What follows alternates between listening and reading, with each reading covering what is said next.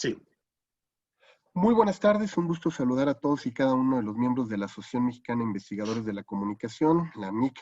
Un servidor, Jorge Hidalgo, les da la más cordial bienvenida a este espacio de reflexión, diálogo, interacción con los investigadores que están trabajando las temáticas vinculadas a este fascinante objeto de estudio que es la comunicación. Y hoy vamos a tener un tema por demás interesante para aquellos que han estado revisando sobre todo temáticas que tienen que ver con los estudios periodísticos, los estudios también vinculados con las identidades culturales, las identidades sociales, pero también con este matiz que tiene que ver con el tema de comunicación y religión. Hoy vamos a tener un experto, Francesco Gervasi, quien va a estar platicando con nosotros sobre un fenómeno muy particular que se ha dado en nuestro país, el caso del niño Fidencio, para quienes están familiarizados con esta situación emblemática de este hombre que empezara haciendo desde la década de los 30, si no mal recuerdo, y me corregirás, Francesco, No, sí, trabajos vinculados sobre todo con,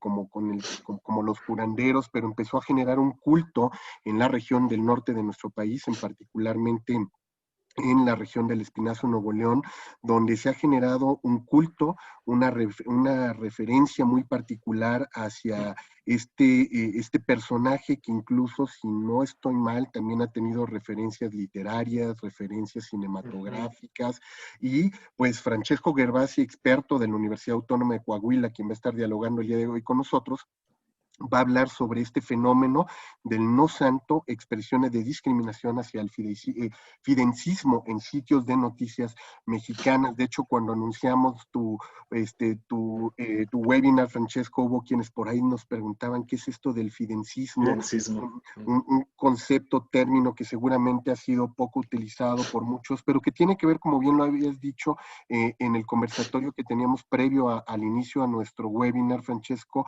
el tema de la discriminación a los cultos religiosos y que por ahí podría venir también esta falta de información que tenemos hacia el mismo. Así es que yo agradezco al doctor Francesco Gervasi que esté el día de hoy con nosotros. Francesco, muchísimas gracias por haber aceptado esta al invitación. contrario. Es todo un honor. Al contrario, Jorge, el honor es mío, te agradezco muchísimo a ti, al comité de la MIC. Obviamente, entre otras cosas, yo formo parte de la MIC, entonces desde el 2012, es realmente un súper honor y lo es aún más porque me toca exponer en un día tan importante desde el punto de vista simbólico para México, que es el país que yo adoro, porque desde el 2010 me ha recibido de una manera tan bonita y me hace sentir desde entonces que estoy viviendo en mi casa. Entonces, es doble el honor, el gusto. Me siento también un poco emocionado por eso, pero te lo agradezco muchísimo. Te agradezco No, y muchísimo. agradecidos nosotros, Francesco, porque incluso siendo un día, como bien lo mencionas, un día festivo en nuestro país y que muchas personas seguramente están reservadas ahorita en casa, pero bueno, aprovechando pues esta temática de la contingencia sanitaria, pues la Asociación Mexicana de Investigadores de la Comunicación no frenó sus webinars, aprovechando que muchos están seguramente ahí y que podrán seguirnos en tiempo real o después en diferido. Pero bueno, si me lo permites, Francesco, voy a hacer lectura de tu semblanza para aquellos que no Sí. conozcan tu trayectoria, sepan un poco más de tu trabajo como investigador. Francesco Gervasi es doctor en Política, Sociedad y Cultura por la Universidad de la Calabria en Italia. Desde septiembre del año 2010 es profesor investigador de tiempo completo por la Facultad de Ciencias de la Comunicación de la Universidad Autónoma de Coahuila, donde radica actualmente en Saltillo. Él forma parte del Sistema Nacional de Investigadores con el nivel 1, es miembro del Comité Científico de la revista Religión y Sociedad, es codirector científico de la revista Los Estudios Culturales Comparativos del European and Latin American Perspective, ha participado como responsable y como miembro en varios proyectos de investigación, tanto nacionales e internacionales, y sus principales líneas de investigación tienen que ver con conversiones religiosas, modernidad religiosa, religiosidad popular, formas de discriminación de la minoría religiosa, religión y comunicación, diversidad, cultura y comunicación, y ha publicado 4 libros como único autor y 1 como coordinador, además de varios capítulos de libros y artículos en revistas científicas internacionales. Y nuevamente, yo le agradezco al doctor Francesco Gervasi que haya aceptado a darnos esta videoconferencia denominada Non Santo, expresiones de discriminación hacia el fidencismo en sitios de noticias mexicanos. Francesco, si me lo permites, voy a dar las indicaciones para quienes nos están siguiendo tanto en el Facebook Live como en el Zoom. Les recuerdo, vamos a tener en unos minutos más la exposición del doctor Francesco Gervasi. Yo estaré apagando micrófonos y cámara para dejarle a él la titularidad de esta exposición, y al finalizar su presentación estaremos iniciando la sesión de preguntas y respuestas por si hubiera algunos comentarios, indicaciones o reflexiones que quieran hacer sobre su trabajo de investigación. Así es que, doctor Francesco Gervasi, te cedo los micrófonos y la cámara, y nuevamente bienvenido a este espacio de la MIC. Muchas gracias, Jorge. Bueno, mi presentación está dividida en dos partes. En la primera parte, prácticamente les hablaré de una investigación reciente que, como lo mencionaba Jorge, se enfoca en las formas de discriminación discursiva hacia la devoción al niño Fidencio en sitios de noticias mexicanos. Y en la segunda parte, que es un poco más breve, intentaré encuadrar, enmarcar este estudio de caso en un problema más amplio, un problema más general, que es el problema de la discriminación religiosa hacia las minorías religiosas en México. Vamos a empezar entonces con la primera parte. Les voy a presentar un poco esta investigación sobre la discriminación hacia el fidencismo.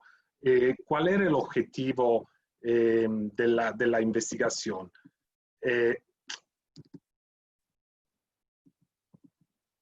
El objetivo era detectar, analizar y clasificar las formas de discriminación discursiva, como decía hace rato, que se difunden en sitios de noticias mexicanos en contra del fidencismo. El propósito final de esa investigación era reconstruir las características de la identidad, yo la llamo deteriorada, del fidencismo, que se construye y difunde en estos sitios de noticias. ¿Cuál es la relevancia de la investigación? La relevancia, la justificación principalmente académica, tiene que ver con que sobre esta devoción, la devoción al niño Fidencio, que después voy a explicar brevemente en qué consiste, existen pocas investigaciones, y la mayoría de esas investigaciones se enfocan en aspectos como, por ejemplo, reconstruir la historia del niño Fidencio, algunas sobre cómo se expresa esa devoción, sobre todo en Espinazo, que Jorge mencionaba hace rato, que es el principal lugar de culto de la devoción, pero no hay, por lo menos yo no he encontrado investigaciones que se enfocan en cómo se expresa la discriminación en contra de esta devoción, que es una devoción obviamente minoritaria. Entonces, yo creo que eso es lo interesante de esta investigación. Y luego existe obviamente una relevancia más general, una relevancia que está entre lo académico y lo social, que es esto que viene abajo, ¿no? Yo tengo la idea que, como lo menciona aquí Alejandro Frigerio, que los medios, es decir, ¿por qué investigar ese tema en los medios masivos de comunicación? Porque tengo la idea de que los medios masivos, como lo dice aquí Frigerio, pueden, a través de sus contenidos, legitimar y deslegitimar, como dice aquí muy bien Frigerio, cultos, ideas, prácticas religiosas, y eso por supuesto que puede tener un impacto en la manera de ver de las personas con respecto a estos cultos, ¿no? O sea, si un medio masivo tiende principalmente a deslegitimar una minoría religiosa, por supuesto que puede haber gente que forma parte de la audiencia que se puede quedar con esta idea. Obviamente yo aquí no estoy cayendo en el error de la aguja hipodérmica, no quiero decir esto, pero por supuesto que al mismo tiempo, de alguna manera, los contenidos mediáticos tienen un impacto en la manera de pensar de las personas. Lo dice claramente Van Dijk, cuando Van Dijk, que es uno de los estudiosos principales del análisis crítico del discurso, Van Dijk dice claramente, hay mucha gente que forma parte de las audiencias que se quedan con las interpretaciones de un tema, sobre un tema de los medios masivos de comunicación. ¿Por qué? Porque no tienen tiempo, porque no tienen acceso a otras fuentes y también porque realmente es un tema que no les interesa mucho, ¿no? Eso lo decía también Sartori, ¿no? Es un tema que me interesa poco, entonces no es que me voy a poner a buscar otras fuentes. Entonces, por supuesto que pueden tener un impacto. Y esa es la relevancia de la investigación. ¿Cómo he recolectado la información? Bueno, primero el corpus, el corpus total de las notas analizadas es 89 notas. Sé muy bien que desde un punto de vista cuantitativo no es un número importante. De hecho, la investigación es de tipo cualitativo. Y esas son 89 notas que he encontrado en sitios de noticias de Coahuila y en sitios de noticias que no son de Coahuila. La mayor parte obviamente las he encontrado en sitios de noticias de Coahuila. ¿Cómo he llegado a determinar el corpus? Lo he determinado buscando simplemente en los sitios web y en los archivos en línea de la mayoría de los diarios más conocidos de Coahuila y los más conocidos que no fueran de Coahuila. He buscado fidencismo o niño fidencio. Y además he hecho una búsqueda en Google Noticias y también he activado una alerta de Google relativa a esta devoción. Eso es lo que he encontrado. También es muy probable, por ejemplo, me siguen llegando notas a través de la alerta de Google. Pero obviamente las 89 notas que he encontrado se refieren al periodo durante el cual yo he hecho la investigación, he realizado la recolección más bien de las notas que ha sido en junio de 2018. Al mismo tiempo hay que tener en cuenta que realmente son pocas las noticias sobre esta devoción, justamente porque es una devoción minoritaria. Yo creo que también eso es un dato interesante. Pero eso es el corpus, 89 notas. ¿Cuál es la herramienta metodológica que he utilizado para analizar estas notas? La técnica que he utilizado es el análisis crítico del discurso. Eso porque el análisis crítico del discurso es una técnica que, como la define Ruth Bodak, tiene el objetivo principal de analizar las relaciones de dominación, de discriminación, de poder y de control, tal como se manifiestan en el discurso. En el discurso que puede ser hablado o escrito.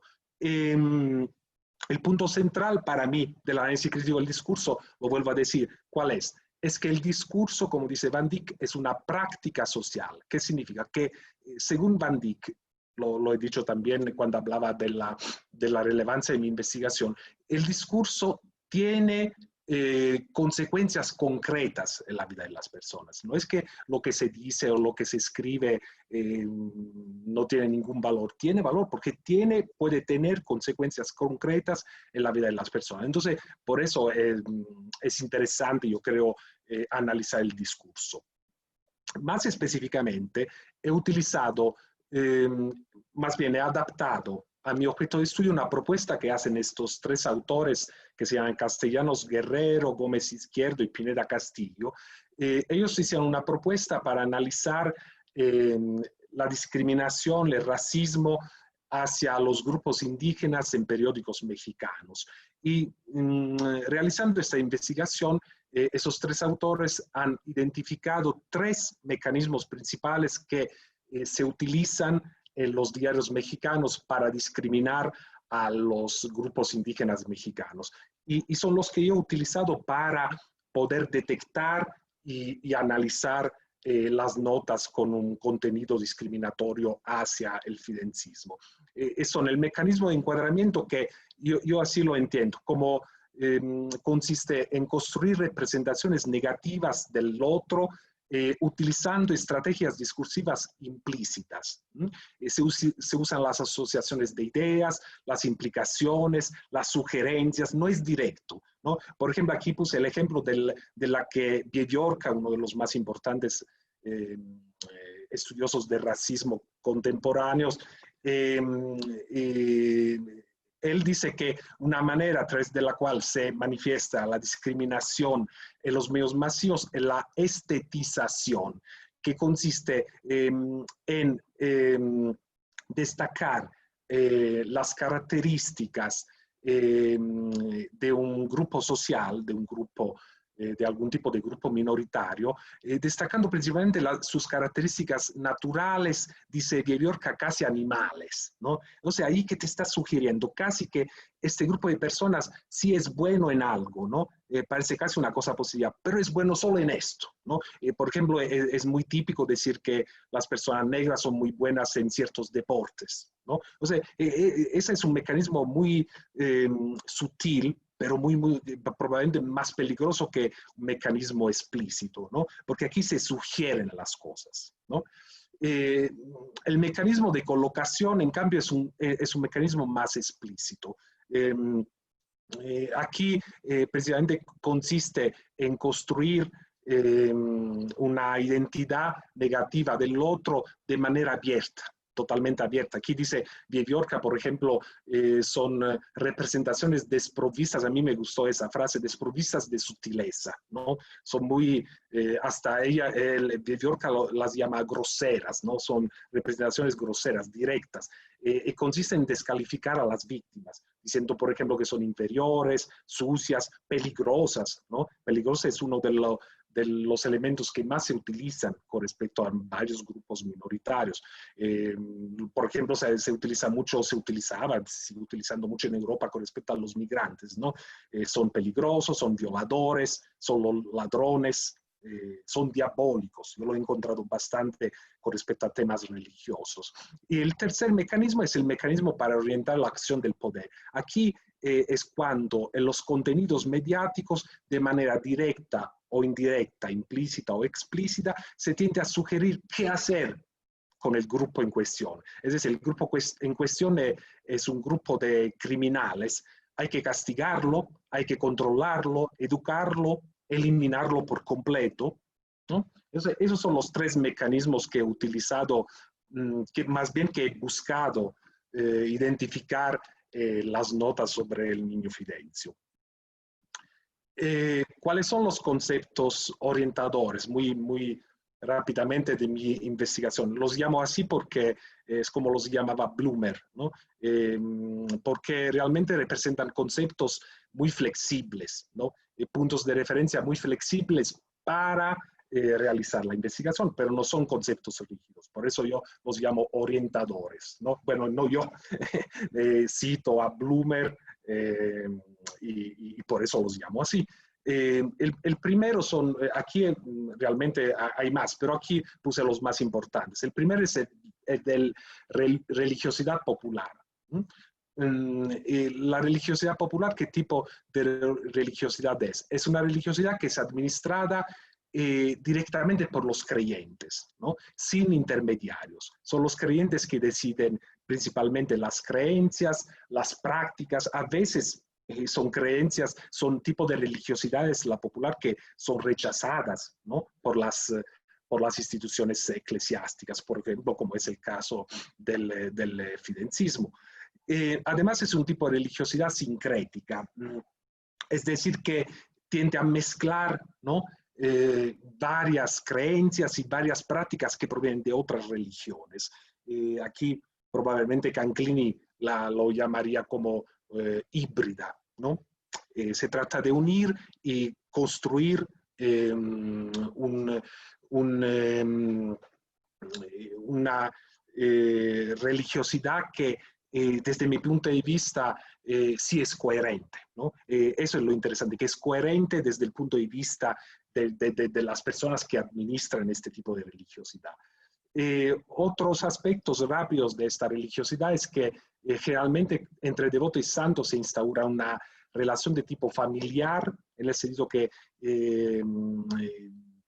hasta se habla con el santo. Hemos hecho, entre otras cosas, aquí no voy a hablar de eso, pero hemos hecho también entrevistas con devotos del Niño Fidense en Saltillo, y era interesante porque nos contaban cómo cuando la gente iba a trabajar se despedía de él, ¿no? Entonces a eso se refiere, una relación de tipo familiar con el santo y también contractual, ¿no? Es esta idea de las mantas. Hay mucha gente que, la mayoría, que al santo le pide algo y le ofrece algo a cambio. Entonces, por eso es familiar y contractual. Y además se basa principalmente la religiosidad popular en una visión mundana de la salvación, es decir, la gente recurre a este tipo de religiosidad principalmente para solucionar problemas prácticos de esta vida, ¿no? Hic et nunc, ¿no? Aquí y ahora. En esta religiosidad tiene un papel menos importante, ¿no? El de algún día me voy a ir al paraíso. No, quiero estar bien aquí y ahora. Otro concepto importante es obviamente el de discriminación. Se cita, se menciona dentro del título, por supuesto que es un aspecto obviamente fundamental. Entonces, ¿en qué consiste la discriminación? Aquí he mezclado dos definiciones de este concepto y eso es lo que he obtenido, que es un trato diferencial y desigual de personas o grupos en razón de alguna característica o atributo que no resulta agradable a quien discrimina. O sea, y este puede ser el color de la piel, la forma de pensar, el sexo, discapacidad y entre ellos la opción religiosa. Otro aspecto importante es que la discriminación se desarrolla en contextos en los cuales existen relaciones de poder asimétricos entre quien discrimina y puede hacerlo y quien es discriminado, que son los grupos minoritarios, ¿no? Y el último punto es que la discriminación, como lo dice Giddens, es una conducta real. ¿En qué sentido? En el sentido que, otra vez, es una práctica social también en este caso, ¿no? Yo puedo tener un prejuicio, pero eso no significa que lo voy a expresar nunca en mi vida, ¿no? Puedo pensar, puedo tener un prejuicio con respecto a algún grupo, pero si no lo expreso nunca, no se convierte en discriminación, no se convierte en una conducta real. La discriminación siempre es una conducta real. Es algo que de alguna manera puede tener un impacto en otras personas. Y otros conceptos importantes son el proceso de estigmatización, porque aquí en el caso, la discriminación obviamente se puede manifestar a través de varias formas, a través de varias prácticas.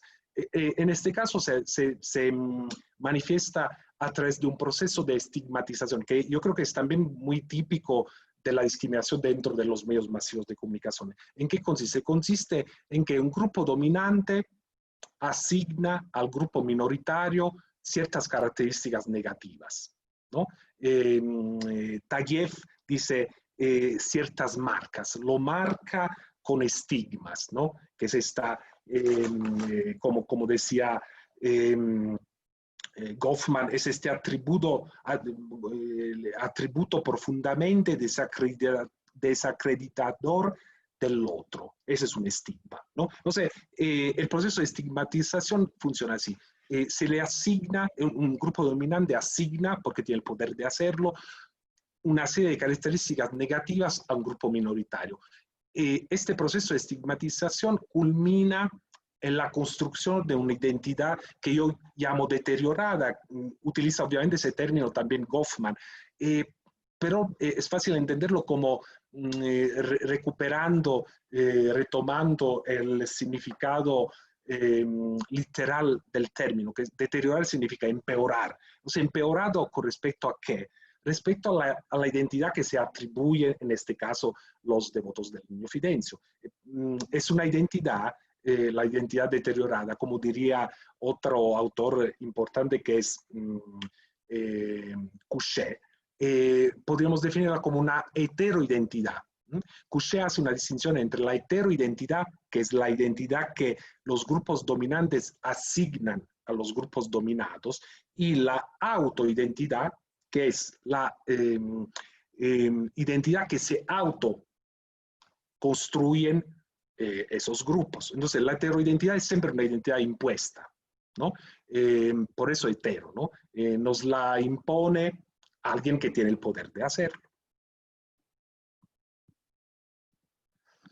Vamos ahorita a ver en qué consiste brevemente la devoción hacia el niño Fidencio. También vi que, creo que lo mencionaba Jorge, alguien que pregunta qué es el fidencismo. Yo con el fidencismo me refiero a todos los devotos del niño Fidencio, simplemente. Pero uno podría decirme quién es el niño Fidencio. El fidencismo, como lo puse aquí, es una forma de religiosidad popular, por eso hay el concepto de religiosidad popular, cuyo objeto de culto es José de Jesús Fidencio Constantino Cintora. ¿Quién era Fidencio? Fidencio era un curandero que era originario de Guanajuato, que al inicio del 1900 se mudó a Espinazo, que es este pueblito, es como un ranchito muy, muy chiquito que está en el estado de Nuevo León.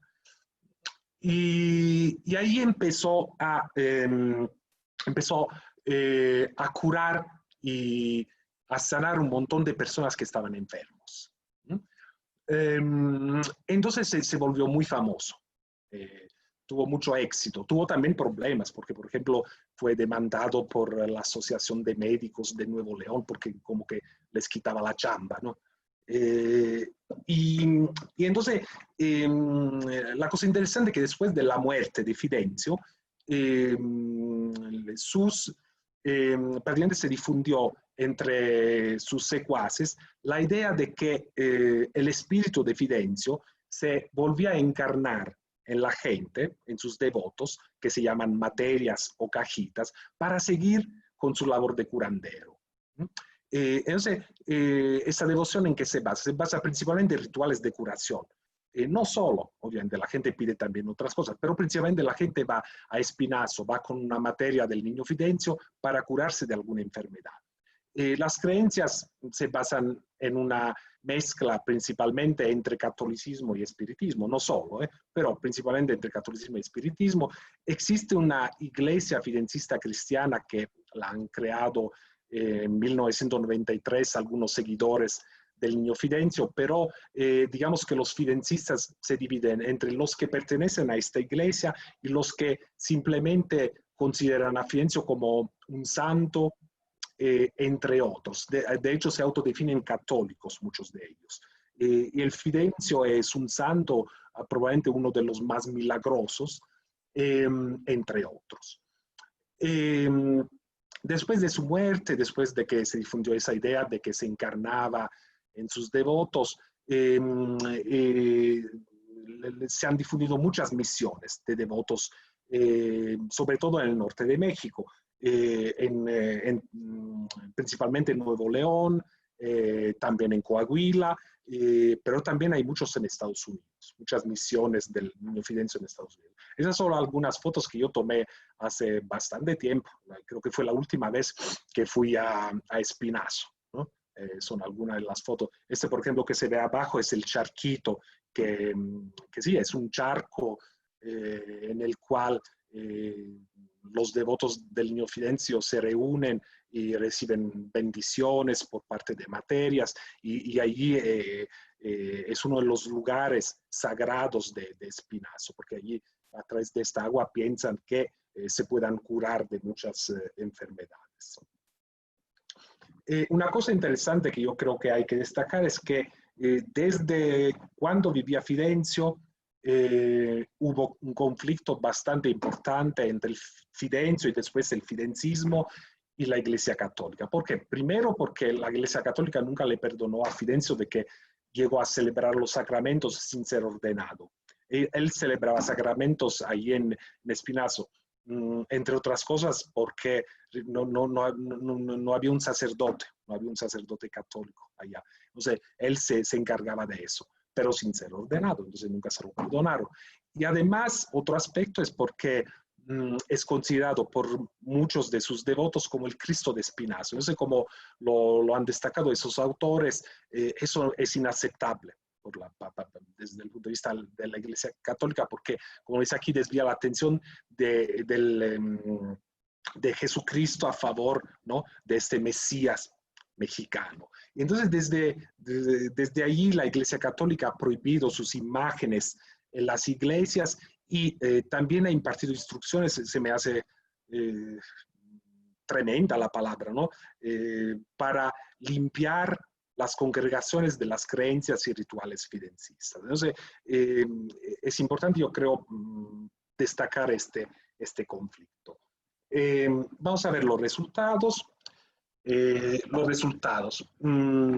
Esa es la foto que utilicé. Bueno, la frase que viene debajo de la foto es la frase no santo, ¿no? Esta que utilicé en el título de mi presentación. Y es una frase que aparece en un periódico mexicano. Ahorita vamos a ver en cuál. Vamos a ver entonces los resultados.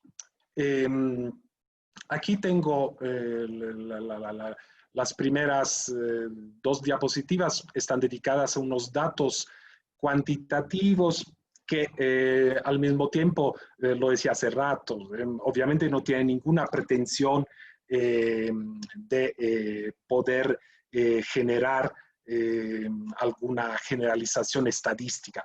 ¿Para qué me han servido estos datos cuantitativos?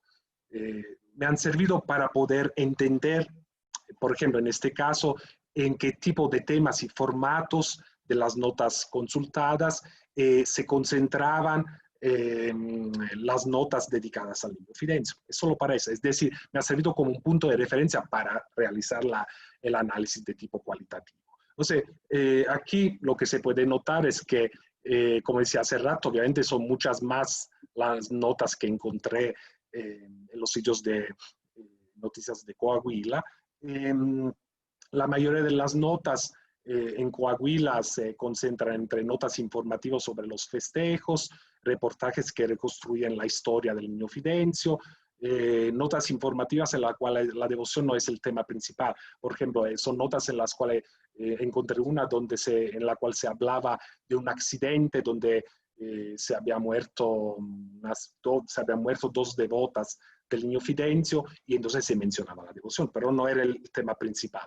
Después se menciona en notas que tienen que ver con espectáculos y cultura. Lo mencionaba al inicio de la presentación Jorge, que se han hecho películas documentales sobre el Niño Fidencio y después, eso sí, es una constante, aparecen notas en las cuales se entrevista a un prelado de la Iglesia Católica o también un solo caso, un pastor cristiano que tiene la posibilidad de hablar sobre el Niño Fidencio y también sobre otros cultos considerados como negativos en México, como peligrosos, etcétera, etcétera. Y es interesante que a nivel afuera de Coahuila, la mayor parte de las notas se concentran en el rubro de espectáculos y culturas. Eso también es un dato interesante, yo creo, porque aquí lo que estamos viendo es que a nivel nacional el fidencismo realmente es visto casi exclusivamente como un producto mediático, más que como debería de ser, como una devoción religiosa.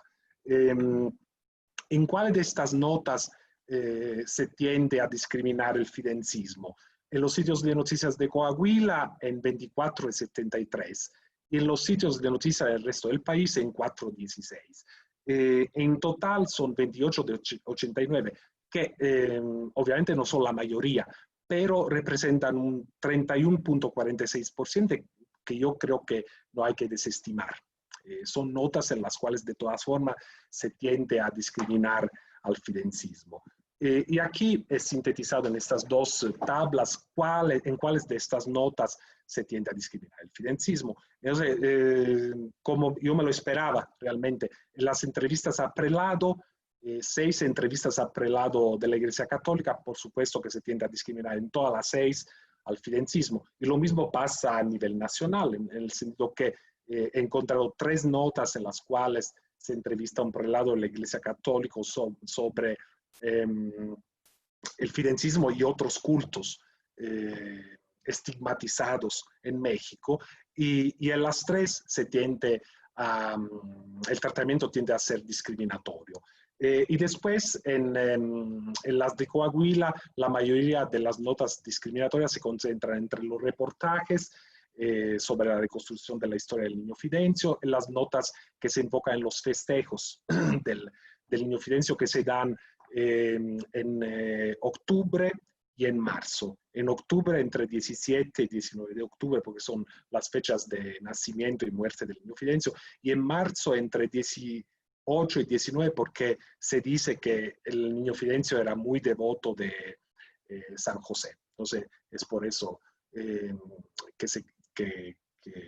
los festejos que se hacen en Espinazo se hacen en estas fechas que acabo de mencionar. Ahorita lo que voy a hacer, porque obviamente estos datos no nos dicen mucho, les voy a presentar 4 ejemplos de cómo se da la discriminación en alguna de estas notas que he consultado.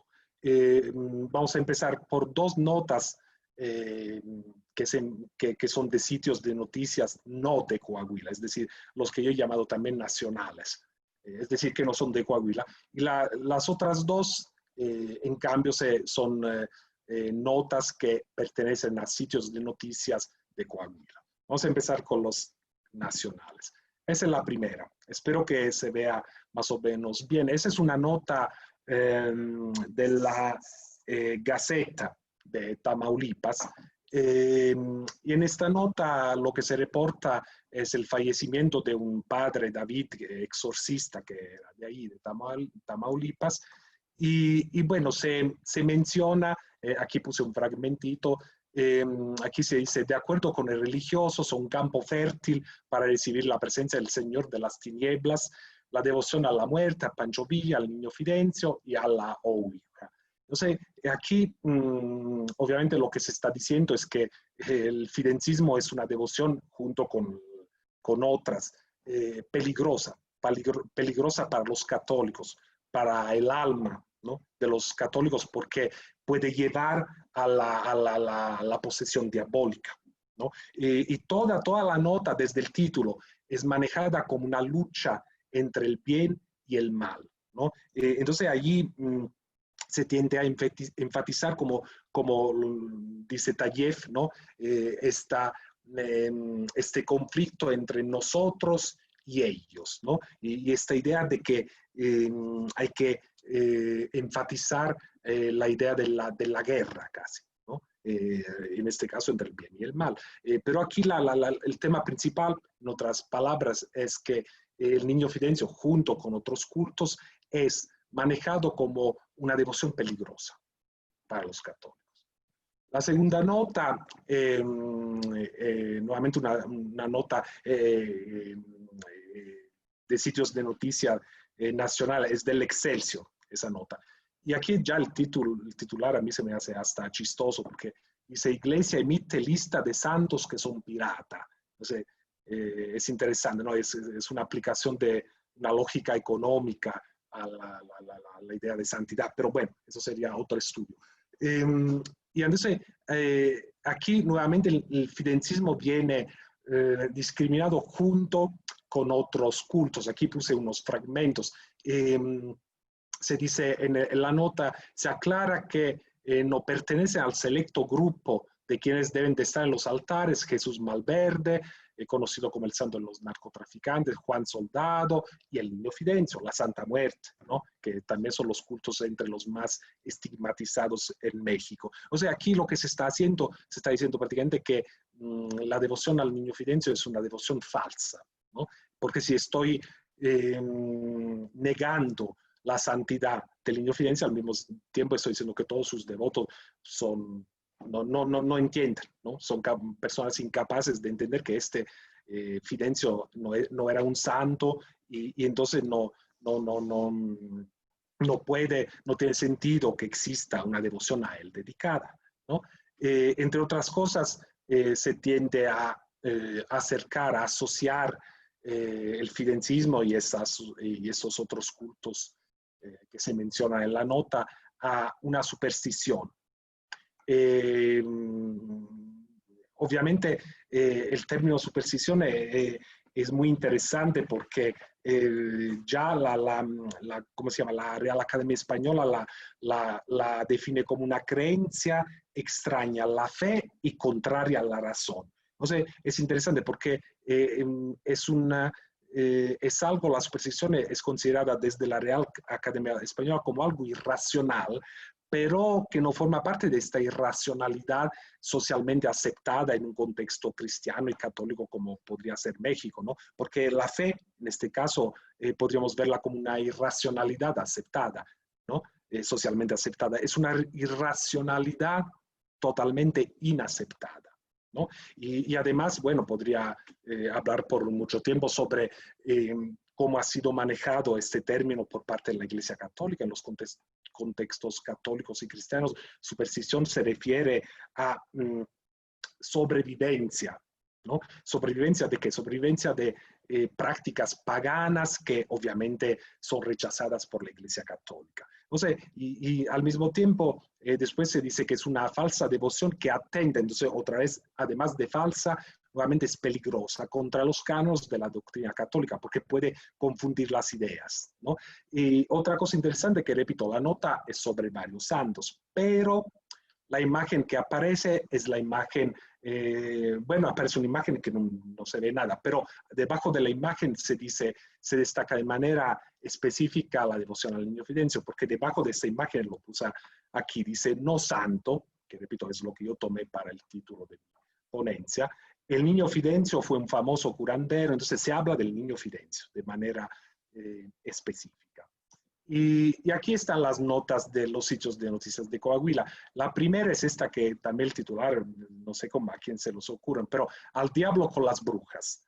Esa es una nota sobre el incremento que el autor de la nota, autora de la nota, llama el ocultismo en Monclova. Y bueno, dentro de las prácticas consideradas como ocultismo, nuevamente junto con otras, la Santa Muerte, etcétera, etcétera, se incluye al niño Fidencio, como dice arriba, ¿no? La lectura de cartas por medio del tarot, la adoración a la Santísima Muerte, el niño Fidencio.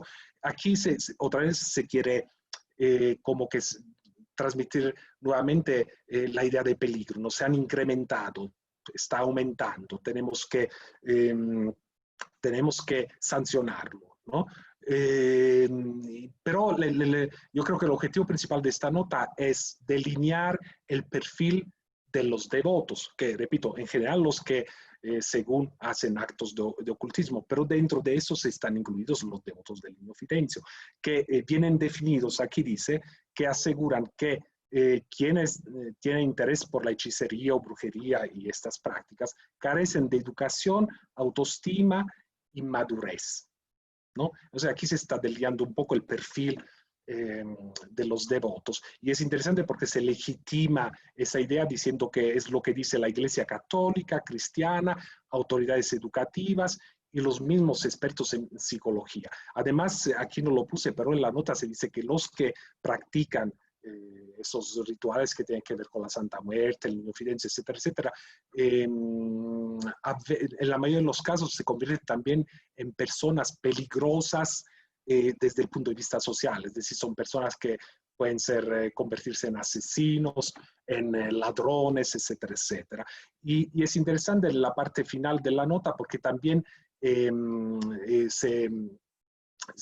aparece el mecanismo de orientación, porque aquí el autor de la nota dice, al momento de que se sorprende a un estudiante tratando de realizar contactos con espíritus y bla, bla, bla, haciendo hechicería, lo primordial es citar a los padres de familia y canalizar al involucrado a atención psicológica. Además, nuevamente se está diciendo que en este caso que son locos, ¿no? Los que practican este tipo de cultos. Y la última nota, que yo creo que es una de las más interesantes, es esta del Zócalo siempre en Coahuila. Aquí el objetivo me parece principal de la nota, aquí es una discriminación de tipo implícita al inicio. Después se menciona una frase que, en donde yo creo que es muy explícita, pero la mayor parte de la nota es implícito, porque aquí lo que hace el autor de la nota es manejar al fidentismo como un fenómeno casi exclusivamente económico. Aquí lo puse, es gran parte de los asistentes acuden de shopping. Yo he estado en Espinazo y no es cierto. Por supuesto que ahí hay un tianguis donde la gente puede comprar cosas, pero he visto este tianguis, por ejemplo, en la devoción a San Judas Tadeo y en otras muchas devociones, también en Italia me ha tocado ver. Pero aquí es interesante que se maneje como gran parte de los asistentes. Yo creo que no es absolutamente cierto. Entonces, lo que se está haciendo aquí es subestimar la importancia religiosa de la devoción. Hasta se llega a decir que el milagro verdadero no es el que puedan mencionar sus devotos que han recibido, que van a pedir. El milagro verdadero es la reactivación económica de Espinazo, ¿no? O sea, aquí se está haciendo de manera implícita, pero por supuesto que se está discriminando, porque repito, se está diciendo que no es los devotos realmente no lo hacen por cuestiones religiosas y no es algo religioso, es algo sobre todo económico. Y después es interesante porque el autor de la nota sostiene que el fidencismo es superstición popular, nuevamente ya he hablado sobre el término superstición y su significado en un contexto católico. Es un mito, nuevamente aquí es la idea que es algo irreal, ¿no? El mito es definido también como un cuento fantástico, de hecho hasta en el lenguaje cotidiano lo utilizamos, ¿no? Como este fenómeno mito y realidad, ¿no? Entonces es irreal, es algo irreal. Hipnosis es aún más interesante porque hipnosis aquí hace pensar que los devotos, las personas que son devotas del niño Fidencio, realmente lo hacen sin entender, ¿no? A mí me hizo recordar un poco a la manera de manejar los nuevos movimientos religiosos en los años 60 y esta idea de que hacían un lavado del cerebro, ¿no? Así se lo manejaban muchos medios masivos de comunicación y eso por supuesto que no era cierto, ¿no? O sea, aquí lo que se está diciendo es que estas personas son devotas porque están hipnotizadas. Y aquí puse un detalle del texto, nuevamente regresando a la cuestión económica, porque a mí me parece interesantísimo, porque hay una incoherencia total entre el subtítulo que pone el autor de la nota, que dice, esta parte del artículo se llama La fe que sostiene el milagro de la economía local, y luego no se habla absolutamente de eso en el contenido de este apartadito, ¿no? Porque él entrevistó, según a un líder del fidencismo, que le dijo otras cosas, no le habló de la reactivación de la economía local. Bueno, concluyendo esta primera parte, entonces, con base no solo en estas notas que les acabo de mostrar, todas las notas que he analizado, ¿cuál es la imagen o más bien la identidad deteriorada del fidencismo que se tiende a difundir en las notas que he consultado? Está conformada por esas características. Es una devoción falsa, irracional y engañosa. Por ejemplo, aquí no la mencioné, pero en una nota se dice que las materias son falsos profetas, ¿no? Es peligrosa, ese es uno de los aspectos principales, la peligrosidad, ¿no? Para los católicos sobre todo.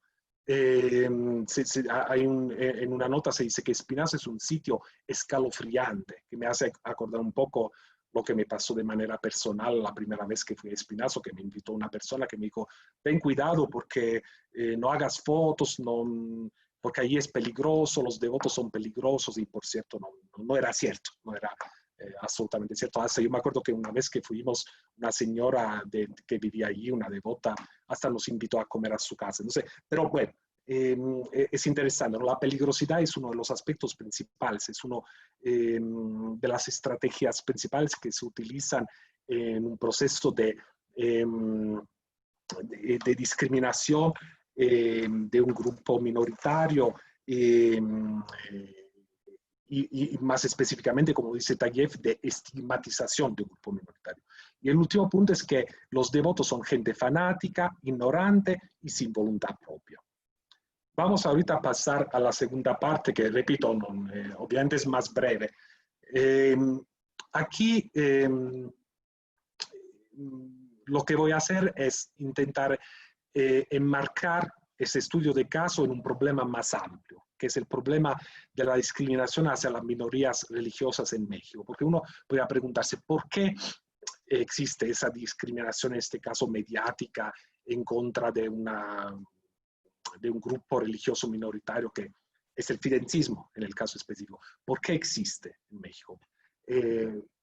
Bueno, hay que tomar en cuenta que la discriminación religiosa hacia las minorías religiosas no existe solo hacia el fidentismo. Es algo bastante generalizado y yo creo bastante subestimado en México. Es un problema bastante subestimado. ¿Cuáles son las principales tipologías a través de las cuales se manifiesta la discriminación religiosa?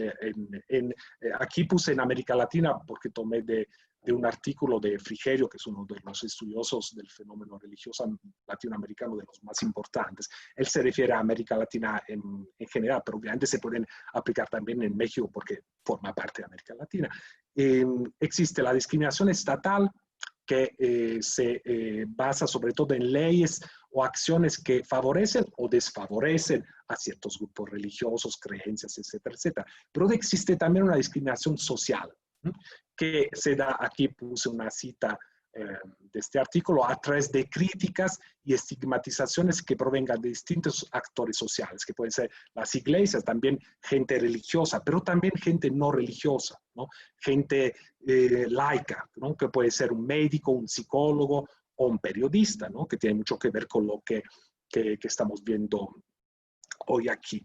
Y sobre todo a mí me parece muy interesante que Frigerio menciona que el mismo ámbito académico, es decir, los investigadores que nos ocupamos del fenómeno religioso, hasta ahora hemos subestimado bastante la discriminación hacia las minorías religiosas en América Latina y en México. Yo tengo un ejemplo aquí interesante, espero que se vea este libro. Es un libro buenísimo, bueno, todos son autores importantísimos, pero en cierto punto yo buscaba porque quería definiciones para una investigación y me puse a buscar si existen varias entradas, existe diversidad religiosa, catolicismo en México, catolicismo en varios lugares de América Latina. Y bueno, me puse a buscar, quise saber si existía la entrada de discriminación religiosa. No existe. La entrada de intolerancia, entonces dije, bah, a lo mejor no existe. Estigmatización tampoco. Regulación, que es el término, por ejemplo, que utiliza Frigerio para referirse a la discriminación religiosa, tampoco. De hecho, luego me puse la tarea de buscar cuántas veces se menciona la discriminación y se menciona 28 veces el término discriminación, pero repito, no es entrada. Y en un libro de casi 600 páginas me parece muy poco que se mencione. Parece casi que este problema no existe de la discriminación religiosa en México. Y en cambio sí existe. Sí. ¿Nos podrías compartir el nombre del libro? Porque no se veía muy bien sí. Por la distancia. Es un libro muy importante, se llama, que acaba de salir, salió en 2018, se llama Diccionario de Religiones en América Latina. El coordinador es uno de los más importantes autores que se ocupan de temas religiosos en México y en América Latina. Es un buenísimo libro, yo no es que estoy diciendo que sea un mal libro, pero a mí me llamó la atención que no se aborda ese tema. No se aborda ese tema. Si alguien lo quiere, hasta se lo puedo enviar porque lo tengo también en PDF. Entonces, pero así se llama, Jorge, se llama Diccionario de Religiones en América Latina. Entonces, tienen un montón, no, al contrario, gracias a ti, de entradas que tienen que ver con el fenómeno religioso en América Latina. Yo creo que estamos subestimando un fenómeno que es esto de la discriminación hacia las minorías religiosas, que es muy importante. Ahorita les voy a enseñar rápidamente algunos datos que he tomado de la encuesta nacional sobre discriminación en México, del 2010 y la que se repitió el 2017. Esos son los datos del 2010. Son 3 aspectos que mencionaron los entrevistados que pertenecían a una minoría religiosa en México. El 43% sostiene que en México no se respetan los derechos de las minorías religiosas. 39.5% sostiene que en su ciudad o pueblo no se aceptan que ellos usen vestimentas o accesorios que los distingan. Una cuarta parte de los entrevistados sostiene que en su ciudad o pueblo no aceptan que se realicen ceremonias o prácticas de su religión. Es muy famoso, por ejemplo, el caso de San Juan Chamula, ¿no? De hecho, en México sí se ha estudiado la discriminación religiosa, pero yo creo que no bastante.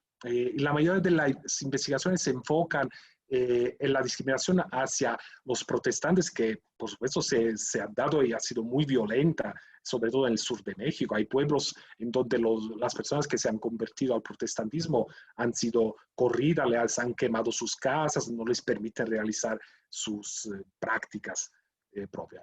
Esos son unos datos de la discriminación, de la encuesta nacional sobre discriminación en México del 2010. Y aquí tenemos una actualización del 2017, donde lo primero que hay que decir es que viene mencionado en el reporte que la discriminación religiosa representa una de las 4 principales motivos de discriminación en México, junto con el tono de la piel, la manera de vestirse y creo que también la otra es la edad, o si uno es delgado o más gordo, etcétera, etcétera. O sea, pero sigue representando una de las 4 principales motivos de discriminación en México. Y aquí además hay unos datos que yo creo que son preocupantes. El 26.9% dice que no se respetan sus derechos en el país. Esas son personas que forman parte nuevamente de minorías religiosas que han sido entrevistadas. Entonces, de esas personas, el 26.9% dice que no se respetan sus derechos. El 32.6% dice que sostiene que ha experimentado faltas de respeto a sus costumbres y tradiciones. El 20.9% sostiene que el gobierno apoya más a la religión que predomina en el país. Aquí tiene que ver con uno de los aspectos que mencionaba en la parte inicial de esta segunda parte, ¿no? La discriminación estatal, o como la llama Frigerio, la regulación estatal, ¿no? El 21.8% se siente poco o nada libre para expresar sus creencias, cultos o ritos en su comunidad, y los últimos 2 los puse en rojo porque son los más preocupantes y son los porcentajes más altos. El 41, casi 42% sostiene que en los últimos 5 años al menos ha experimentado una situación de discriminación, siempre por ser minoría religiosa, y el 53.1% declara que ha sido rechazado por la mayoría de la gente en México por sus creencias religiosas. Entonces son datos, yo creo, bastante preocupantes. Es un problema que existe y que habría que tomarlo en cuenta desde varios puntos de vista, y yo creo también desde el punto de vista académico.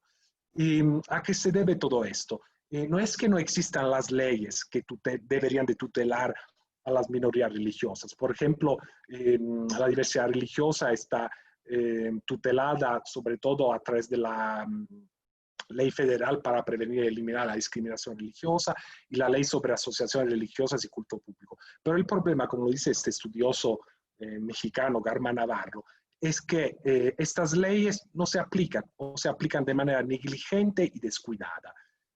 Por un ejemplo, existe un órgano que se ocupa de recibir las denuncias, demandas que tienen que ver con discriminación religiosa, que se llama Dirección General de Asuntos Religiosos de la Secretaría de Gobernación.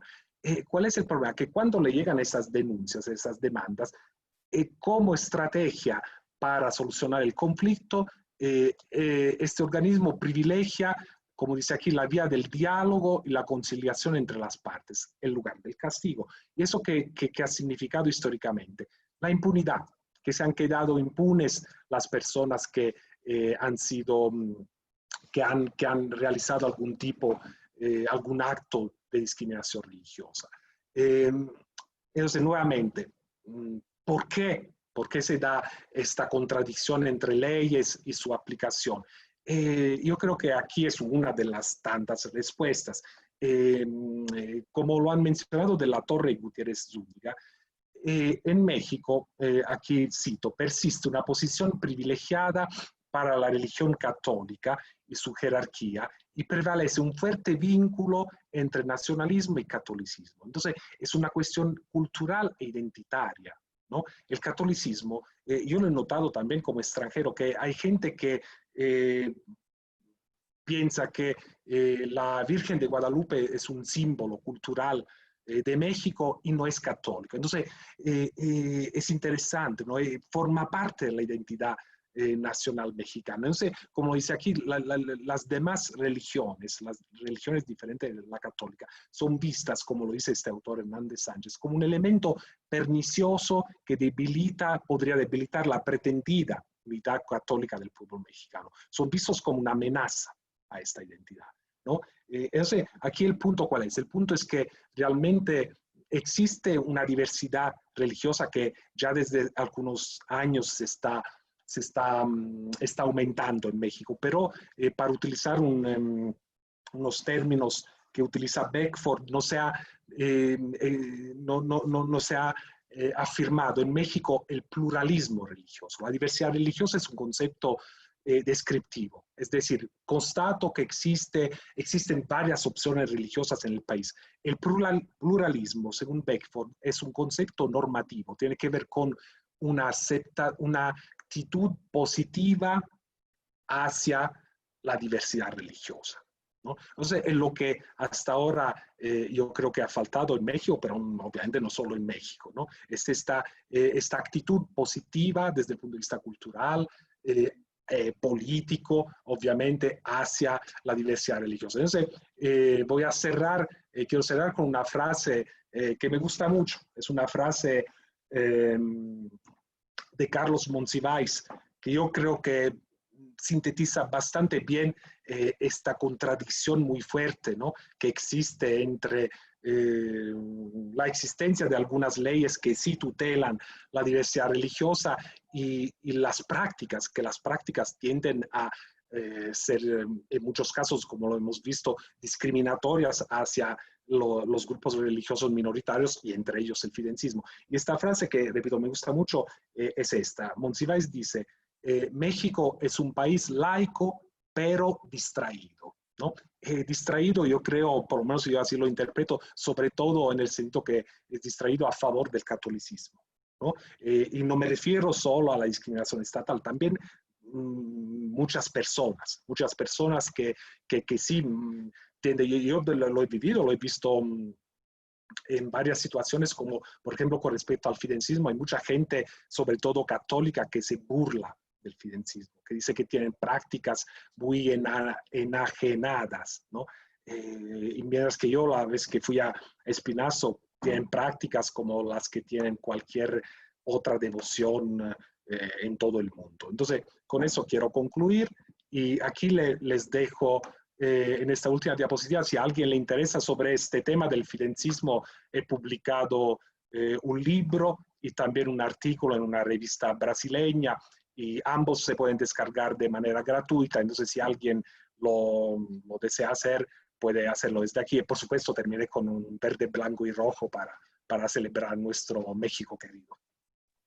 Muchísimas gracias, Francesco Gervasi, por esta exposición de verdad muy interesante que nos has dado sobre esta parte de la discriminación de lo religioso en nuestro país, pero que también nos lleva a hacer mucha reflexión sobre temas como cultos y mediatizaciones. Yo creo que parte de lo que nos has expuesto el día de hoy y que seguramente puede incentivar el diálogo con nuestros colegas que nos están siguiendo en el Facebook Live y también aquí en este Zoom, tendrá que ver con este tipo de prácticas de mediatización o hipermediatización en los contextos como el nuestro, que nos llevan a cuestionarnos sobre todo estas temáticas. Así es que voy a abrir el conversatorio para aquellas personas que nos están siguiendo. Si tienen alguna duda, comentario, nos va a encantar recibirlas, y en lo que se van animando y nos las ponen en nuestro Facebook Live en la sección de comentarios para que se las podamos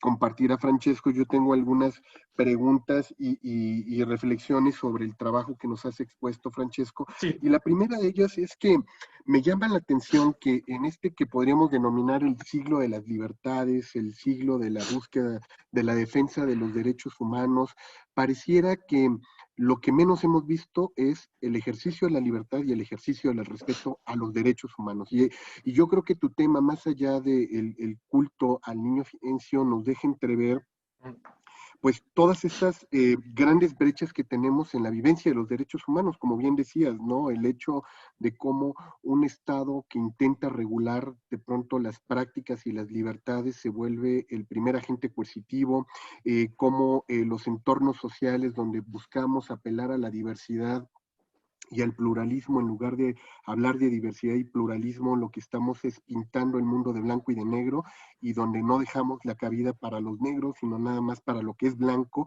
Y hoy, pues, entiendes muchos de estos discursos de odio que hay en torno a las personas que son diferentes a mí por mi color de piel, por mi sexo, por mi raza, por mi preferencia, por lo que tenga que ver.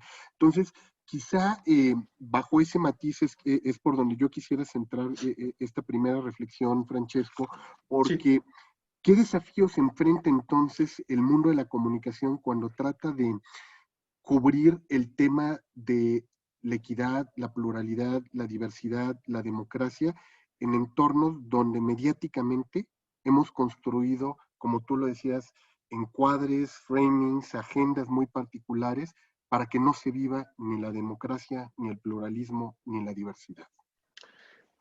Pues es una pregunta bien difícil porque yo lo he dicho también varias veces en otras exposiciones. Yo tengo la idea eh, de que de alguna manera ciertos contenidos de los medios masivos de comunicación tienen que ser regulados. ¿En qué sentido? Por lo menos no permitiendo ciertas formas de discriminación. Sé muy bien, sé que hay muchas personas que luego me dicen, sí, pero esa es censura. Lo sé muy bien. Yo, por ejemplo, estos autores mexicanos que me encantaron, Solís, el otro no me acuerdo cómo se llama, dicen muy claramente de en una sociedad mejor, en donde no haya discriminación, a quién hay que privilegiar, a los que hasta ahora no lo han sido, ¿no? Entonces, ¿cómo poder construir una nueva sociedad con menos, por lo menos, discriminación? Dejando que los que regulen sean los que son los más vulnerables, los que pertenecen a un grupo minoritario, ¿no? Y eso no es garantía de nada. Yo creo que o bueno, creo que hasta cierto punto sí es un mínimo de garantía de que se respete un poquito más la diversidad, ¿no? Yo me baso en esta idea que me encanta de la paradoja de la tolerancia de Popper, ¿no? Que Popper dice, la tolerancia tolera todo menos la intolerancia. Desafortunadamente, él dice, si llega alguien que dice, desde ahora en adelante voy a prohibir el derecho de reunirse en una plaza, eso la tolerancia no lo puede tolerar. Lo mismo, sé que obviamente no tengo una idea muy concreta de cómo se podría hacer eso, pero yo sé que ya los medios tienen que pensar en eso. Ojalá que fuera algo que pudieran hacer, autogestionar los mismos medios. Si no, debe de haber algún tipo de regulación. De hecho, ya hay muchas regulaciones que es así, algunas sí me preocupan porque me parecen casi censura. En este caso, yo creo que hacer respetar, simplemente sería respetar la diversidad de cualquier tipo. Ahorita yo, como decías tú, me estoy enfocando en la diversidad religiosa, pero de cualquier tipo. Sabemos que hay mucha discriminación de otro tipo hacia varios grupos minoritarios, y no solo en México, por supuesto, pero yo creo que sí, es un esfuerzo que deberíamos de pensar, de hacer como sociedad, y por supuesto los medios regularlos de alguna manera para que los contenidos no sean ofensivos, que no sean discriminatorios hacia ningún tipo de grupo minoritario. Cómo Francesco, hacerlo, repito, no lo tengo bien sistematizado, pero es algo que sí hay que hacer. Claro, y de hecho también me llama la atención, Francesco, cuando estabas hablando de los tipos de discriminación que podríamos ubicar, el tema de la discriminación académica. Sabemos, incluso me llama mucho la atención que en una asociación como la nuestra, de la MIC, no tenemos un grupo sobre comunicación y religión, ¿no? Como lo tienen algunas otras asociaciones de investigadores de la comunicación en diversas partes del mundo, tratando de entender estos fenómenos mediatizados de lo religioso. Y ahí es donde yo quisiera centrarme porque pareciera que adentrarnos a estos fenómenos sociales eh, implicaría comulgar con el culto, ¿no? Y quizá por eso también parte del no contar con estos espacios reflexivos, además de que no tenemos una comunidad fuerte de colegas que estén investigando este tipo de fenómenos, pero me llama la atención que tú lo enmarcas y que lo expones, porque efectivamente sí pudiéramos ver quizá poco trabajo académico todavía centrado en estos temas, cuando curiosamente lo que nos exponen investigadores como tú es poder entender muchos de los procesos de discriminación que se viven en nuestro país, más allá del mismo religioso, ¿no? Uno podría haberle quitado la palabra discriminación religiosa y le ponías discriminación indígena, discriminación de género, discriminación de cualquier temática, y aplicaba, como también aplicaban muchos de los elementos con los cuales hoy se construyen los discursos mediáticos de descalificación del que no es parecido a mí, por lo menos en términos de comunicación política, ¿no? Si uno hubiera agarrado todos los Sí, elementos que sí, tú sí. fuiste tomando, es exactamente lo mismo que ocurre por parte de la prensa mexicana cuando empiezan a hacer la cobertura de aquellos segmentos de la población que piensan diferente en lo político.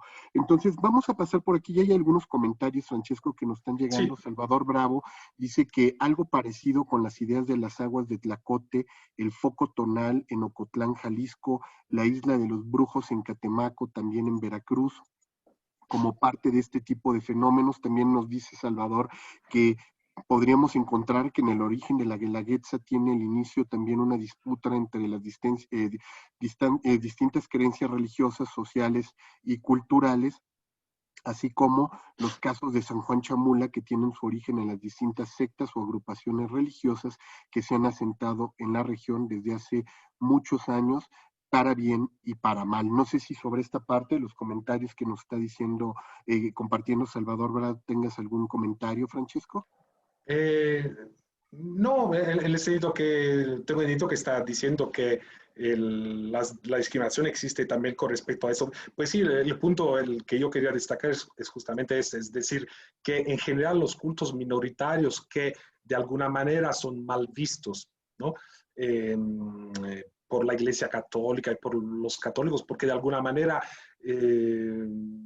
no son aceptados. Hay otros santos que son medio aceptados. No pienso, por ejemplo, yo hice un estudio hace años sobre San Judas Tadeo, ¿no? En la Ciudad de México. Y hay otros que no, por varias razones, por ejemplo, tampoco la Santa Muerte. Ahí el punto es este, ¿no? En un contexto, así también lo menciona Frigerio, que yo citaba hace rato, católico céntrico. Eso por supuesto que tiene un impacto en todo, tiene un impacto en la discriminación estatal, en la discriminación social. La social, por ejemplo, es muy interesante, aquí no lo mencioné, pero Frigerio menciona un aspecto que yo nunca lo había pensado, repito, él la llama regulación, habla de la regulación espacial de la religión. Es decir, y eso sí lo he visto, ¿no? ¿Cuáles son los símbolos, las prácticas que pueden aparecer, que pueden ser visibilizadas, ¿no? En los lugares considerados como buenos de las ciudades mexicanas y no solo. Es el catolicismo, la devoción hacia la Santa Muerte tiene que estar en las zonas consideradas más populares, no tiene que estar visibilizado, por ejemplo, por un turista, ¿no? O sea, la discriminación realmente abarca todas las dimensiones de nuestra vida. Y lo único, eso sí, con el comentario es interesante. Yo solo doy el consejo de evitar el término secta, que es un término que también en América Latina, por ejemplo, se utiliza con respecto al fidencismo. Y es un término que tiene, en ámbito académico, es neutral, porque lo hablaron por primera vez de este término Trölsch y después Weber, Max Weber. Pero en el lenguaje cotidiano es utilizado como sinónimo de algo negativo. La secta es la que te hace el lavado del cerebro, la secta es un grupo de personas que quiere hacer cosas negativas, etcétera. Entonces hay que tener cuidado también con los términos. Repito, me enfoco mucho en esto, justamente yo creo que por el tipo de estudios que me gusta hacer, que tienen que ver con el discurso. O sea, solo... Y Sí, me sí, sí. gustó mucho esa parte, Francesco, justo cuando nos citas estas categorías de Van Eyck, precisamente sobre el análisis del discurso como también un desafío para el investigador en comunicación, porque, como tú bien lo decías, enunciar es evocar, estetizar, reducir, castigar, pero también es alfabetizar, que son categorías conceptuales que uno pensaría que están más enmarcadas dentro de un carácter positivo, pero cuando las ves dentro de la connotación de la discriminación, te hablan mucho de estas categorías de poder, ¿no? Uno, sobre todo pienso uno que trabaja temas como alfabetización digital, sin querer cuando está hablando de alfabetización digital hay un ejercicio discriminatorio de aquel que es el salvaje, buen salvaje que no ha sido alfabetizado y que hay que subirlo a la modernidad, ¿no? Entonces son categorías y esto pues seguramente tiene mucho que ver con el gran comentario que nos hace nuestro querido Gabriel Pérez Salazar, que dice que El manda Gabo. que te manda una gran felicitación, sobre todo porque Ay, dice que qué siempre que te lindo. escucha aprende algo nuevo sobre la investigación en ciencias sociales, además de que dice que así como se promueve una formación de periodistas con sentido de género, cómo pensar en otros con sentido hacia otras variables como la religión. Te lanzo esta pregunta, Francesco, nuestro querido Gabriel. Pues yo creo que más que una pregunta es una afirmación. Tiene razón. O sea, habría que empezar a pensar en esto también, que yo creo que no garantiza. No garantiza porque el problema es que un periodista puede ser un buenísimo periodista, respetuoso de los derechos de las minorías, pero a veces desde el dueño del periódico te imponen una cierta línea que luego puede ser discriminatoria.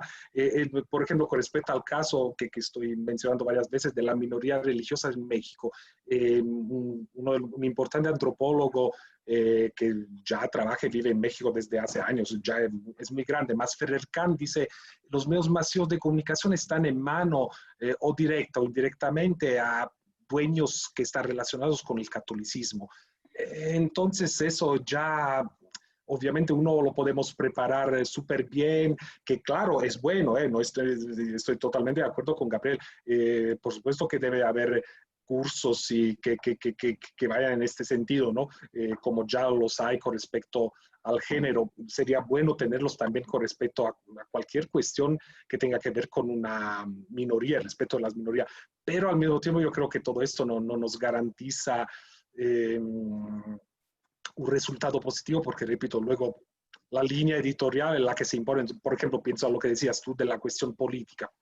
Un periódico que tiene una cierta línea política te va a seguir hablando mal, a pesar que tú puedes enseñar a los periodistas, mira, tienes que ser neutral, etcétera, etcétera. Si el dueño le dice, mira, esta nota no te la voy a publicar y te voy a despedir, que es lo que podemos hacer. Pero tiene toda la razón. Por supuesto que sería un buen paso, una buena cosa, pero que al mismo tiempo yo creo hay que pensar en algo eh, que sí, que tenga que ver con una regulación un poco más obligatoria, va, que tenga que ver con una regulación, a pesar que lo sé que suena como censura, es muy sutil, ¿no? La diferencia, pero al mismo tiempo sabemos que existe. Sí, bueno, un saludo a Gabriel, un abrazo. Al contrario, soy yo que siempre aprendo de él, pero bueno. Y de hecho me hace pensar, Francesco, y que la pregunta también de Gabriel Pérez Salazar tiene que ver mucho con el desafío que tenemos en las escuelas de comunicación para poder formar expertos, no nada más en las áreas periodísticas, sino en todas las áreas de la comunicación, con una perspectiva hacia los derechos humanos, ¿no? Que quizá nos ha faltado. Hemos estado muy preocupados por temas de legislación de medios y que dominen y controlen pues todos los marcos regulatorios, pero pareciera que la centralidad de la persona se ha perdido en el discurso comunicacional y quizá desde ahí es de donde tendríamos que estar formando a muchos de nuestros expertos en materia de comunicación. Saraí Estrada, que está con nosotros, también tiene una pregunta para ti. Le abro micrófono, Saraí. Saraí es un ex estudiante, ahorita está en otra facultad. Qué Gracias. linda que... Saraí está aquí con nosotros. Saraí, te abro micrófonos para que puedas hacer la pregunta de manera directa. Adelante, Saraí. Muchas gracias, doctor. Hola, doctor Saraí, Francesco, ¿cómo está? Bien, bien, tú. Gracias Bien, por estar. Qué linda. Cuéntame todo. Doctor, yo tenía una duda, no sé si se acuerde, ya ve que estamos trabajando mis compañeros y yo sobre los mascogos, tanto de aspectos históricos como un poquito de aspectos sociales, por ejemplo, pues la discriminación que no sé si decir sorprendentemente, pero pues todavía ellos viven dentro de nuestro país y, por ejemplo, tuvimos la oportunidad de platicar con el presidente de la Asociación México Negro y él nos comentaba que una situación muy evidente a la que ellos se enfrentan es que, por ejemplo, cuando intentaron lanzar un candidato para postularse como presidente de la República, ellos ni siquiera alcanzaron como que el necesario de firmas para poder postular a un candidato. Entonces, por ejemplo, aquí mi pregunta sería, doctor, ¿de qué manera se puede manifestar esta discriminación hacia un grupo determinado que practica cierta religión o cierta creencia? Por ejemplo, en este caso, las personas que son devotas al Niño Fidencio. Perdón, me perdí, Sari. ¿Cómo se manifiesta la discriminación hacia Sí. los fidencistas con respecto a Sí, qué? por ejemplo, usted nos estuvo platicando de que pues como por ejemplo, las notas periodísticas empiezan como a crear esta imagen errónea de toda esta comunidad. Entonces, ¿cómo se manifiesta en sí la discriminación de Tú dices los consumidores? hacia sus... sí, sí, ya, gracias. Pues de hecho, Sí, aquí... perdón, siento que me revolví mucho. No, eso es lo que... ya me queda muy claro. De hecho, hemos hecho una parte de la investigación que hemos hecho con respecto al fidencismo, se ha enfocado también en hacer entrevistas con los devotos. Los objetivos principales tenían que ver con cómo se expresaba esa devoción las vidas cotidianas de los devotos. Pero entre las preguntas que hicimos, le preguntamos también si ellos vivían algún tipo de discriminación en sus vidas, ¿no? Era esto que me estabas diciendo.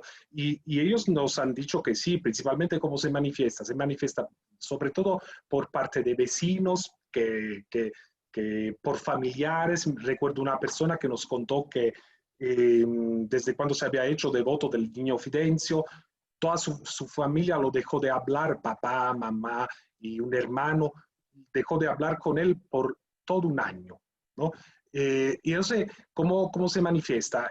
Se manifiesta con que, por ejemplo, yo he tenido esta percepción que no lo dicen de manera muy abierta, ¿no? No es algo, regresando a lo que decía hace rato de la regulación espacial de la religión, lo hacen de manera, ellos tienen sus rituales cotidianos en Saltillo, por ejemplo, y lo hacen de manera bastante oculta, no es algo que andan, como los devotos de la Santa Muerte, que yo recuerdo, hice un estudio también sobre este aspecto, no es algo que ellos andan presumiendo, ¿por qué? Porque saben que pueden ser víctimas de discriminación, eso puede ser en cualquier ámbito realmente. Nosotros encontramos que eran sobre todo burlas y bueno, cosas hasta más graves, porque repito, encontramos personas que sus familias habían dejado de hablarles, sobre todo los católicos, ¿no?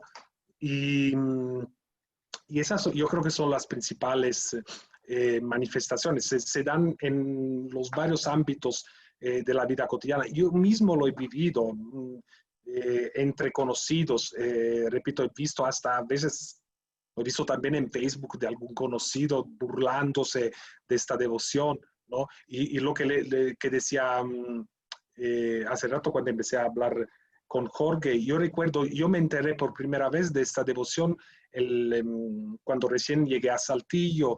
Una persona me habló de esta devoción y me dijo eso, me dijo, son personas fanáticas, son personas que hacen rituales enajenados. Y eso yo me acuerdo la primera vez que fui a Espinazo, me dijo, no, ten cuidado que son peligrosos, ¿no? Otra vez se repite lo que se menciona también en los medios, también se menciona, ¿no? En las interacciones cotidianas cara a cara, ¿no? Que son peligrosos, etcétera, etcétera.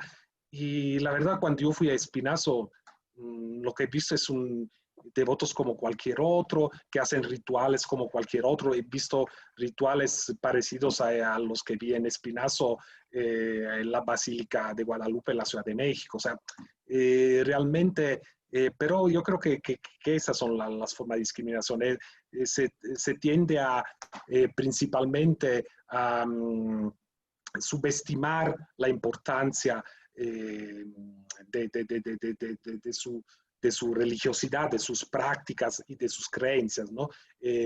También a través de burlas. Y yo no he sabido de cosas más graves, por ejemplo, que ha habido con respecto a los devotos de la Santa Muerte, que mencionaba hace rato, donde le han destruido sus altares, generalmente los tienden a criminalizar diciendo que son narcotraficantes. Eso no pasa, por ejemplo, hasta donde yo sé, con el fidencismo, pero sí se tiende a discriminarlos en este sentido. Sobre todo son burlas, rechazo de sus creencias, del hecho de que, por ejemplo, una materia te pueda curar, ¿no? De eso sí se burlan. Ahorita daría ganas, ¿no?, de publicar esos memes que dice como, pero si lo hace otro personaje que es importante, por ejemplo, en el catolicismo, ahí sí te lo crees. Entonces, es interesante, ¿no?, que las son principalmente burlas y subestimar, digamos, el valor religioso de la devoción.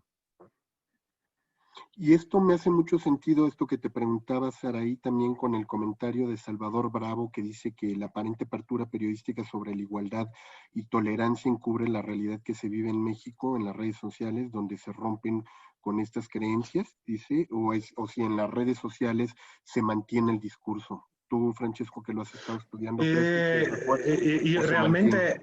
realmente, obviamente hablo así como por experiencia, digamos, directa de lo que he visto en mis redes sociales. No es un aspecto que he investigado.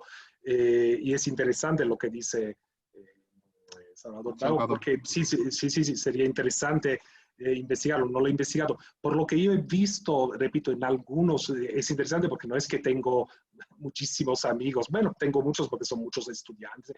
Lo que he visto que aún teniendo pocos, de repente sí he visto gente que se burlaba de la devoción. Repito, no he hecho una investigación, entonces llegar a decir si son las mismas prácticas discriminatorias que se dan en los medios tradicionales relativamente, porque yo mi estudio lo hice en sitios de noticias, no son los diarios impresos. Ahora sí que no lo sé, pero lo poquito que he visto, sí, parecen principalmente burlarse, decir que no es posible, por ejemplo, que una materia te pueda curar, etcétera, etcétera. Pero repito, eso ahora sí que es un punto de vista que se basa en informaciones muy esporádicas, que obviamente no he hecho una investigación, pero sería interesante investigarlo, tiene toda la razón.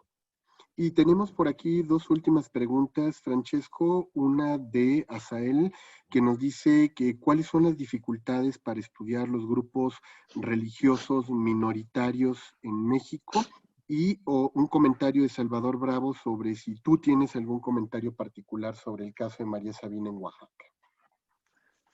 Sí, bueno, la primera, las dificultades, pues cuando intentas hacer entrevistas, obviamente yo creo que los devotos tienden a negarse más fácilmente que en otras ocasiones. Me ha pasado, hace rato lo mencionaba contestando a Saraí, que he hecho también una investigación sobre la discriminación hacia la devoción a la Santa Muerte, que también es un tema que ha sido bastante investigado en México, pero yo no conozco, hasta donde yo sé, ninguna investigación que haya tenido como objetivo principal la discriminación. Y me acuerdo cuando intentábamos entrevistar a estas personas, así como ha pasado también con algunos devotos del Niño Fidencio, no era fácil, se negaban mucho más fácilmente. ¿Por qué? Porque tienen miedo que te vas a burlar, no saben qué tipo de, cómo vas a utilizar la información, y muchos no quieren que se sepa, no quieren que se sepa que son devotos de una religión minoritaria, mucho más los devotos de la Santa Muerte, porque allí existe este otro estigma, este estigma muy fuerte que es el de la criminalización, ¿no? Que no existe con el Niño Fidencio. Allí el estigma tiene que ver más bien con lo que decía hace rato, que son personas incapaces de entender que realmente es una devoción que no existe porque no es santo el Niño Fidencio. Entonces, ahí es un poco diferente, pero en ambos casos hemos tenido dificultades para entrevistar. Entonces, yo creo que esa es la principal dificultad cuando uno quiere hacer entrevistas. Creo que es la principal que obviamente es una consecuencia de la discriminación en la sociedad. Y sobre el comentario que te hace sobre, en este caso, María Sabina Salvador Bravo, no sé si tuvieras alguno de María Sabina. María Sabina... del caso, no sé si tú lo has estado estudiando. No. Realmente no sabría qué decir porque no conozco el caso y no lo he estudiado. No sabría qué decir en este caso. No te preocupes. Pues muchísimas gracias, Francesco. Creo que ha sido muy interesante la charla que hemos tenido el día de hoy contigo. Muy gratificante toda esta parte que nos has hecho sobre los desafíos que presenta la investigación, sobre todo del tema de las minorías y las discriminaciones. Hoy lo vimos en tu caso con el caso del fidencismo, pero que bien, como decíamos, aplica a muchísimas situaciones que estamos viviendo en torno al contexto social contemporáneo de un país como el nuestro, donde pareciera, como decíamos, las libertades, los derechos humanos, pues no siguen siendo respetados y se ven trastocados y la comunicación, hoy la investigación en comunicación lo evidencia. Francesco, yo quisiera agradecer y cerrar nuestro conversatorio, como ya es tradición aquí en nuestro espacio, hoy compartiendo este reconocimiento virtual. Espero que próximamente lo podamos tener de manera física y podértelo compartir, Francesco Gervasi. Sí, se extraña mucho Exacto, lo presencial.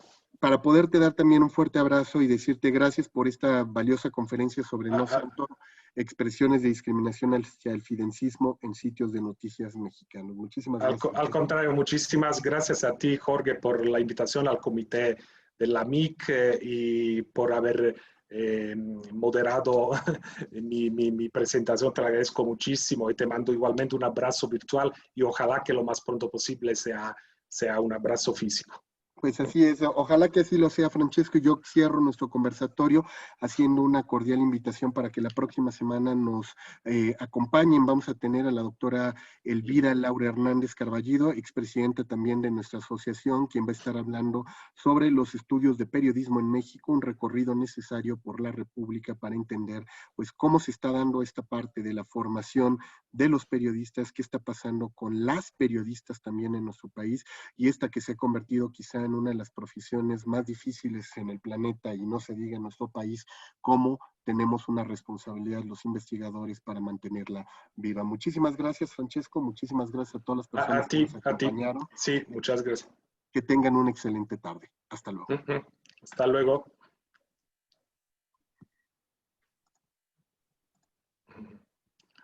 Muchísimas gracias, Francesco. No, al contrario.